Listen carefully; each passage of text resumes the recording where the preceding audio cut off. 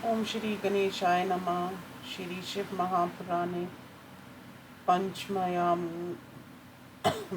संहितायाम अथ सप्तमो अध्याय। हिंदी अनुवाद। सनत कुमार जी ने कहा, 4 प्रकार के पापों से विवश मनुष्य डरावने घोर नरक में जाता है।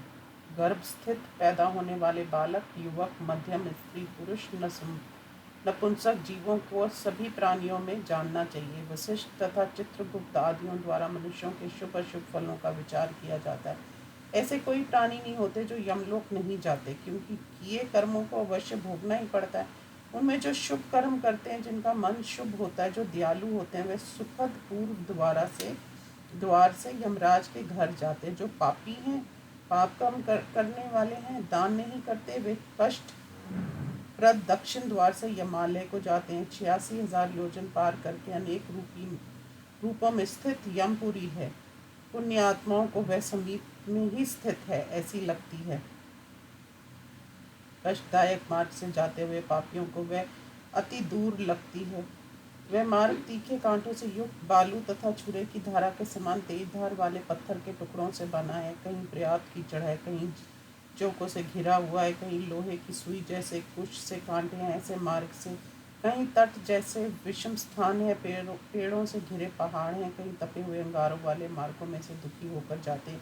कहीं गहरे गड्ढों से, कहीं कठोर ढेलों में से, कहीं तपी हुई बालू के ऊपर से, कहीं तेज कांटों में से, कहीं अनेक शाखाओं वाले बांस के वन के बीच में से, कहीं कष्टकारक अंधकार वाले मार्ग से, कहीं अनेक प्रकार के आधारों का सहारा लेकर, कहीं तेज लोहे के सिंघाड़े, कहीं दावाग्नि, कहीं तपी हुई शिलाएं और कहीं हिमी शिलाएं बिछी हैं। कहीं गले तक तपा हुआ बालू है, कहीं मैला जल, कहीं गोहरी की आग है, कहीं सिंह, भेड़िए, बाघ तथा बड़े बड़े मच्छर हैं, कहीं जोंके तथा अजगर हैं, कहीं भयानक मक्खियों से, कहीं विषैले सांपों से, कहीं बल से उन्मत्त हाथियों के समूह से मार्ग व्याप्त है, कहीं तेज दांतों से मार्ग को खोदने वाले सुअरों से, तेज सींगों वाले भैंसों तथा हिंसक का सभी प्रकार के प्राणियों से मार्ग व्याप्त है। रौद्र तथा भयानक राक्षसों तथा डाकनियों से, अनेक प्रकार के रोगों से पीड़ित होकर वे प्राणी जाते हैं। धूलि के साथ बहने वाली आंधी से जो पत्थर बरसा रही है, उससे पीड़ित एवं निराक्षित,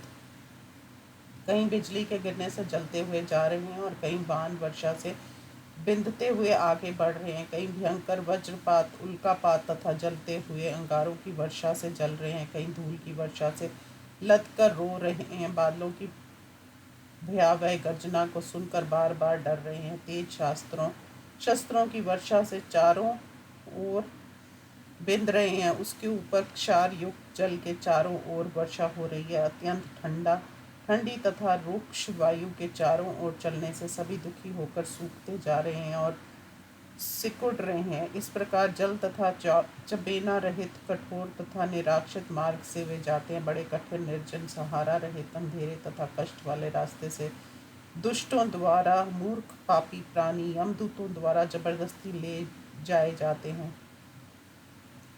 अकेले, असहाय, मित्र तथा बंधुओं से रहित, अपने बुरे कर्मों को सोचकर बार बार रोते हुए वे प्रेत होकर वस्त्र रहित हैं। उनके कंठ, होंठ तथा तालु सूख गए हैं। विकराल रूपधारी वे भूख से पीड़ित एवं भयभीत हो गए हैं। कुछ को जंजीर से बांधकर ऊपर को पैर करके बलवान यमदूत खींच कर ले जा रहे हैं। कुछ को नीचे की ओर मुख करके दुखी होने पर भी खींच ले जा रहे हैं। किसी को उसके बाल पकड़कर, किसी को रस्सी से बांध कर ले जा रहे हैं, किसी के माथे में अंकुश मारकर उन्हें दुखी किया जा रहा है, चित लेटाकर कांटों या जली हुई आग के रास्ते में ले जा रहे हैं, किसी के हाथों को पीछे की ओर बांधकर, किसी के पेट तथा हाथों को जंजीरों से बांधकर और किसी को गले से बांधकर जीभ में अंकुश चुभाकर या रस्सी से खींचे जा रहे हैं। कुछ नाक छेद कर रस्सी में से खींचे जा रहे हैं, कोई कपोलों में या होठों में छेद करके रस्सी से खींचे जा रहे हैं। किसी के हाथ, पैर, कान, होंठ, नाक, लिंग, अंडकोश तथा शरीर के जोड़ जोड़ काट दिए गए हैं।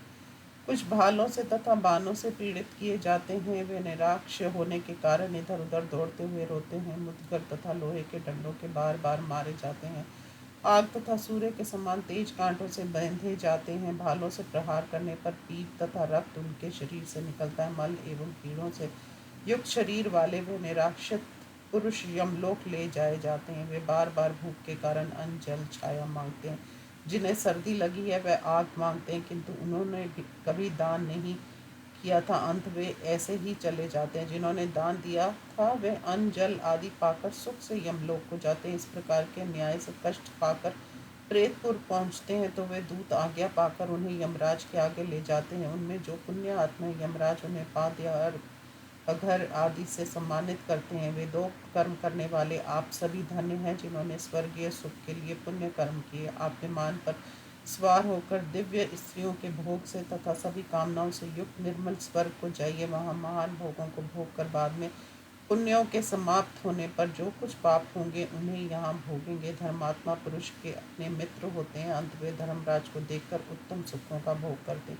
जो नीच कर्म किए रहते हैं वे भयानक दाढ़ों वाले, टेढ़ी भौं और आंखों वाले, ऊपर के केशों वाले, बड़ी मूछों वाले, फटकते होठों वाले, 18 भुजाओं वाले, कुपित तथा काले पहाड़ जैसे सभी आयुधों को हाथ में लिए, सभी दंड से डांटते हुए, बहुत बड़े भैंसे पर बैठे हुए, जलती हुई आग जैसी आंखों वाले, लाल माला और वस्त्रों को धारण किए हुए, मेरु पर्वत के समान ऊंचे, प्रलयकार के मेघ के समान शब्द करते हुए, मानो समुद्र को पी जा रहे हों, पहाड़ को निगल जा रहे हों, आग को उगल रहे हों, तथा प्रलय काल की अग्नि के समान मृत्यु जिनके समीप बैठा है।